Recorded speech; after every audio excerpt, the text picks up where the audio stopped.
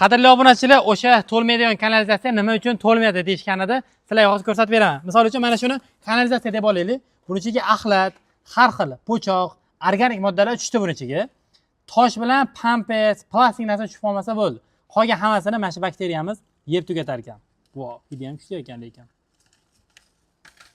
Aka, buning ichida necha milliardta bakteriya bor o'zi?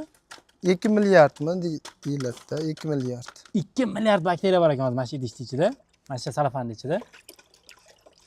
Bo'ldi. Agar mana shuning ichiga hozir olma po'chog'imi, nimadir po'choqlar solib qo'ysak, bir necha kunda yeb tugatadi. Xullas buning ichida tiriladi. Suvga solib qo'yganingizdan keyin. Qoyilmisizlar?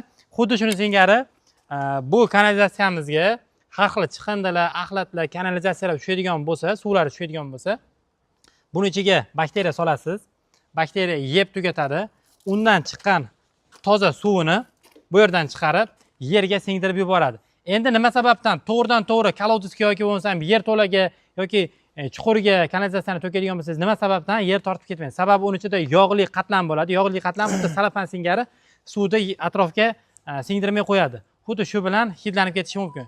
Aynan shu sababdan mana shu kanalizatsiyalar Rossiyada, Yevropada ommalashib, yaqin 5 yildan beri biz O'zbekistonimizga kirib keldi. Va O'zbekistonga birinchilardan olib kirib, birinchilardan boshlagan akalarimiz yoniga kelganmiz. Bu yerda xonadonlardan tashqari ishlab chiqarish, katta korxonalarga, tekstillarga, maktablarga, bog'chalarga qo'yingki, odam qayerda ko'p bo'lsa, xuddi shu joylarga o'zlarini xususiy kanalizatsiyalarini qilib berishar ekan. Aka, ko'p gapirdim. Assalomu alaykum. Yaxshimisizmi? Yaxshimiz. Aka, bu ko'rib turganingiz necha kishilik, qanaqa xonadonlarga to'g'ri keladi? Bular bitta xonadonga moslangan, 3 tonna 3 kameraligi. Necha kishi bakteriya bilan to'g'ri keladi? 8 ta, 10 ta odamgacha. 10 tagacha bo'laveradi. Bu 3 kamera bo'ladi. Qayerga birinchi bakteriya tushadi? bilan ishlaydi. Tepaga birinchi tushadi? Mana shu griyaz kabinasi kelib ulanadi. Bu avarinni xoti. Bu yoqda ikkita kamera bor. Shu yerdan suv bo'lib chiqib, drenaj orqali yerga shimib ketadigan qilib o'rnatib beramiz. Zo'r.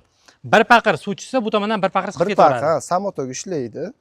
Shanaqa motor kattalarini motorli qilib o'rnatib beramiz. To'klik sistema. Aeratorli bilan, ha, aeratorli motori bo'ladi. O'shalar bilan o'rnatib beramiz. U yana ham tozaroq qilib chiqarib beradi aerator. Ha, 100 ga 100 suv chiqadi. Zo'r. Bu 95% gacha. Sizda tushib ketgan misol uchun axlatingiz, har xil chiqindi nima ham bo'ladi. Plastik narsalar bo'lmasa bo'ldi. Hammasini yeydi. Pamperslar o'tib ketmasa bo'ldi bunga. Qolgan hammasini yeydi. Qolgan axlat suvga aylantirib beradi bakteriya. Qancha oyda solishimiz kerak? Buni har 6 oyda shu bitta pachkadan solinadi. Bu necha pul turadi taxminan? Bu deydi bir 50 ming turadi. 50 ming. O'zingizlar yetkazib beraverasizlar? Ha, o'zimiz yetkazib beramiz. Gap yo'q. Aka, bittasini narxini aytib qo'yaylik, bo'lmasa aynan mana shu 10 kishiga moslashtirilgan necha pul qilib berasiz? 3 tonnaligi shu vodiy bo'ylab 8 millionga dastlabki montajini qilib beramiz. Usonakalar ichida. Ha, hamma yo'q ichida. Qancha muddat oladi? Misol uchun bugun sizga telefon qilib, aka, olib kelib beringlar mana shu 3 tonnalardan desam, qancha muddat ichida o'rnatib berasiz? Ular bizga telefon qilib, yerni razmerini aytsa, joyini kavlatib, tayyor qilib qo'ysa, ertasiga borib o'rnatib beramiz. Bir kunda bo'ladi. 48 soat ichida ekanda, demak. Ha, bir kunda bo'ladi. Zo'r, gap yo'q. Endi akalar, ko'rib turganinglar o'sha 3 tonnalik bo'lsa, u 2,5 tonnalik ekan, yana ham kichik. Ha, bu 2 tonnalik. Bitta xonadonning hojatxonasini o'ziga. Eng kichkinasi 2 tonnalik. Bu 5-4 kishiga. Ha. Zo'r. Endi kishisini nimaga aytyapmiz? Endi hamma xonadonda har xil odam bo'ladi. Lekin sizlarga maslahatim 5 kishilik bo'lsanglar, 10 kishilikdan olib qo'ya qolsin, to'g'rimi?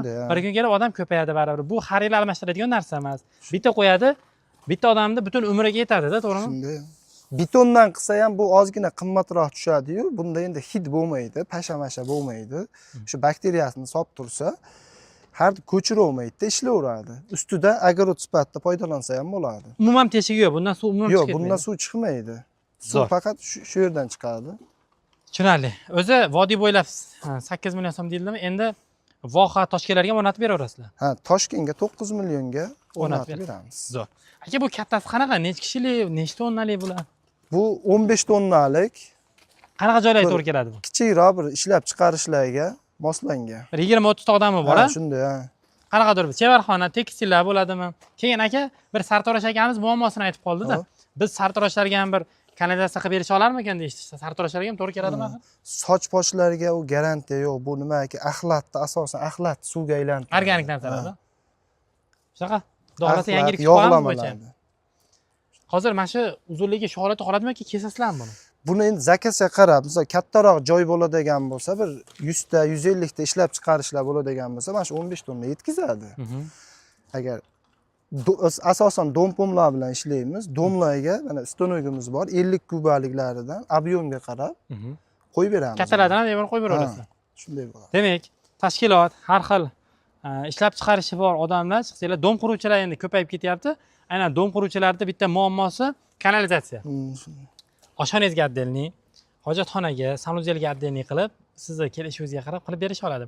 Endi bu mahsulotni afzaliy tomonlarini sizlarga aytishimiz shart emas. Bu mahsulotni o'zingizlar yaxshi bildinglar. Yaqin 5 yildan beri blogerlar deyarli hammasi reklama qilishyapti.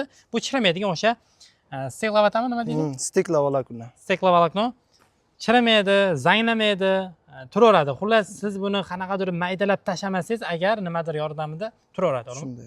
Yerda suvda o'sini holatini yo'qotmaydi. Kelib, ko'rib olishlari ham mumkin. O'sha garantiyalarni beramiz. O'sha hamma tomonlama qalinligiga ham, sifatiga ham, ob'yomiga ham hammanikini ko'rib, shuni ko'rib olishlari ham mumkin. Gap yo'q. Manzilimiz Namangan tumani Toshbuloq shaharchasi. Toshbuloq shaharchasida. Kelinglar qadrli obunachilar, ko'ringlar. Joylarda yoki ishlab chiqarishlarda odam sonini aytsanglar, bu akalarimiz shunga qarab proyekt tuzib, sizlarga chiroyli holatda o'rnatib berishadi. Ekranda telefon raqamini qoldiramiz, bemalol murojaat qilishingiz mumkin.